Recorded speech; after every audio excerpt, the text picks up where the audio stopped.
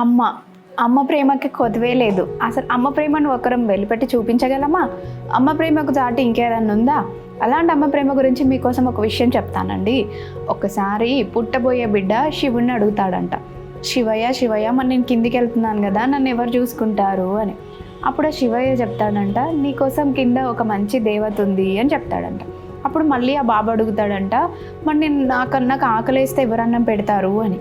అప్పుడు మళ్ళీ శివయ్య చెప్తాడు అని అంటే, నీకోసం కింద ఇంకో మంచి దేవత ఉంది బాబు, నీకు ఎలాంటి ఇది వచ్చినా కూడా ఆమె చూసుకుంటుంది అని.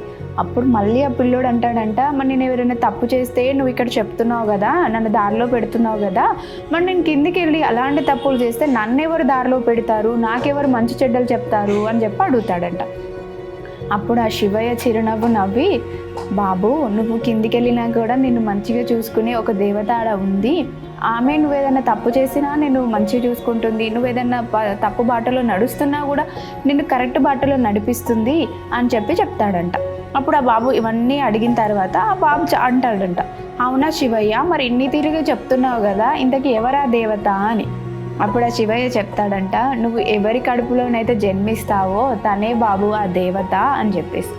ఎవరికైనా కదండి, ఎంతమంది ఉన్నా కూడా మనకు తల్లిని మించిన దైవం ఉన్నదా? ఉండదు కదా. అది మనం చాలాసార్లు వినే ఉంటాం కదా.